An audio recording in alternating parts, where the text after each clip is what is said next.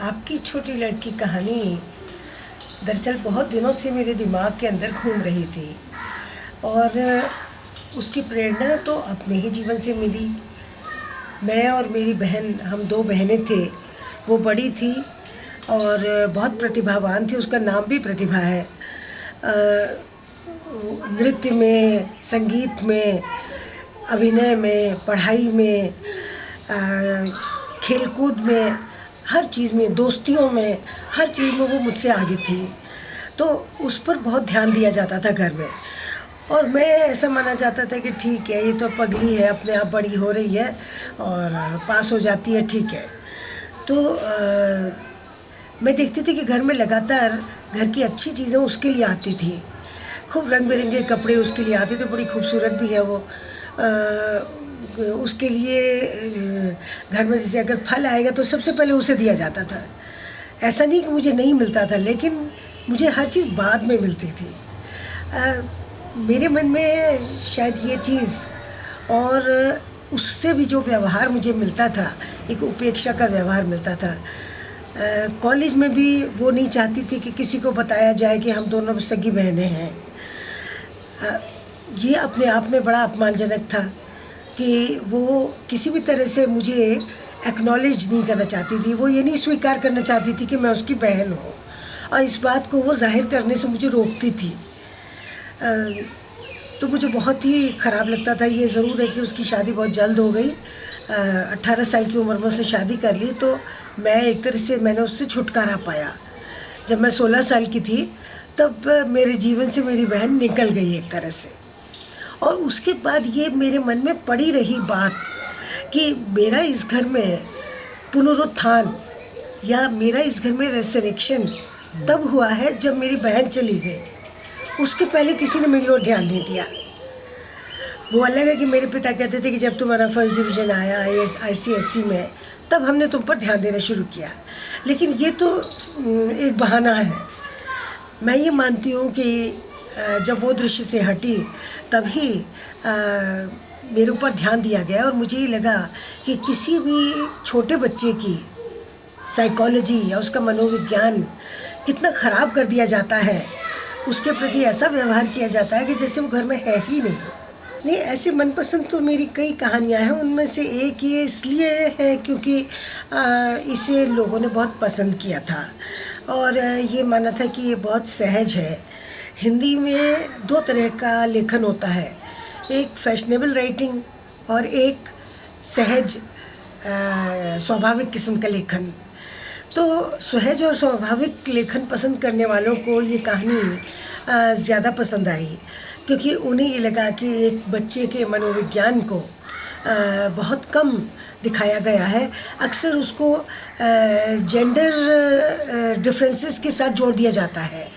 इस कहानी में जेंडर डिफरेंस को मैंने नहीं लिया ज़रा भी। दोनों लड़कियां हैं घर में, लेकिन फिर भी एक लड़की उपेक्षित है और एक लड़की चहेती है, प्रिय है घर में। तो मुझे ये लगा कि समस्याएं बहुत सारी हैं, केवल जेंडर डिस्पैरिटी की ही समस्या परिवार में नहीं होती है, अन्य कई किस्म की समस्याएं होती हैं। इसलिए मुझे लगा और फिर मुझे लगा कि इसमें बहुत सी ऐसी बातें आ गई हैं और ख़ास तौर से इसमें सबसे बड़ी बात ये है कि ये भी पता चलता है कि वो एक पॉजिटिव नोट पे ख़त्म होती कहानी। वो ऐसा नहीं है कि लड़की रोते रोते कोई साइकिक केस बन जाए।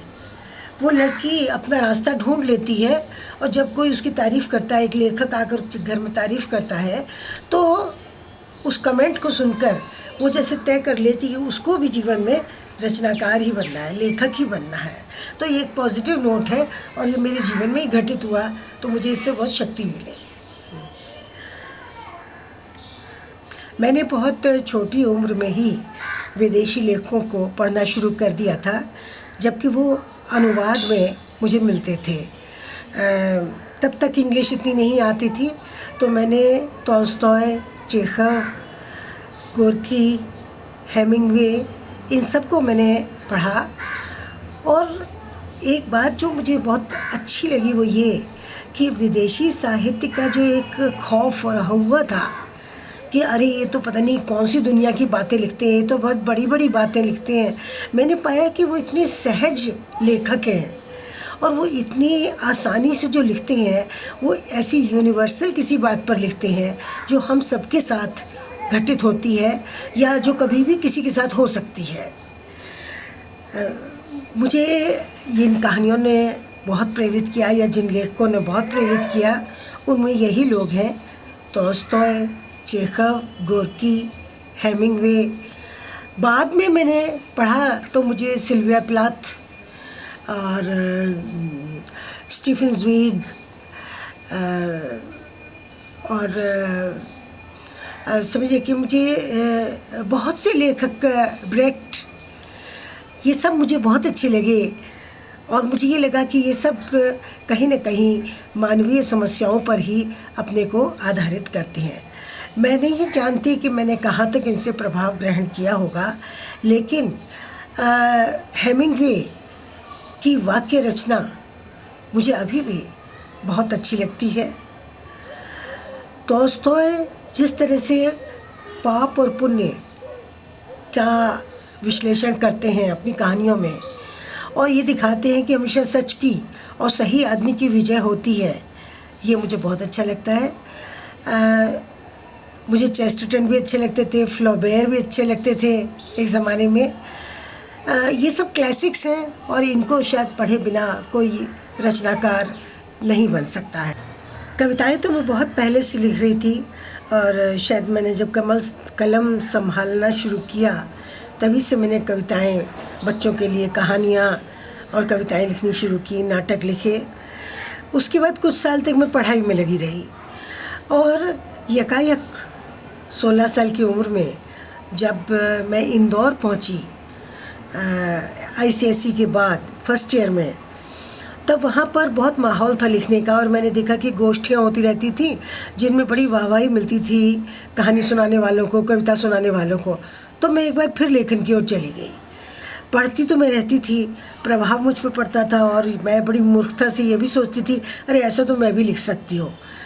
जब मैं लिखने बैठी तो मैंने देखा ये इतना आसान काम नहीं, लेकिन फिर भी मैंने कविताएं लिखनी शुरू की, और मैंने एंटी रोमांटिक कविताएं लिखनी शुरू की। अक्सर मेरी उम्र में लड़कियां रोमांटिक कविताओं से शुरू करती हैं लेखन, लेकिन मैंने एंटी रोमांटिक लिखनी शुरू की, और मेरी कविताओं का गुस्सा और उनकी क्रांतिकारिता लोगों को पसंद आई है। तो शुरू में ही थोड़ी सी स्वीकृति मिलने की वजह से मैं लेखन में लगी रही, और जब तक मैं थर्ड ईयर में आई, 18-19 साल की जब मैं हुई, तब मैंने कहानियाँ लिखने की कोशिश की, और मेरी कहानियाँ फिर लगातार छपती रहीं। और सबसे पहली एक ऐसी कहानी जो कि नेशनल लेवल के मैगज़ीन में छपी, वो उस समय मैं एमए कर चुकी थी। मैं तभी लेक्चरर बनी थी 1963 में, और वो पहली कहानी मैंने भेजी साप्ताहिक हिंदुस्तान को, और जिसको वहाँ पर सर्वश्रेष्ठ कहानी का प्रथम पुरस्कार मिला। ऊंचे ऊंचे कंगूरे, ये एक रोमांटिक कहानी थी, और इस कहानी को बहुत पसंद किया गया।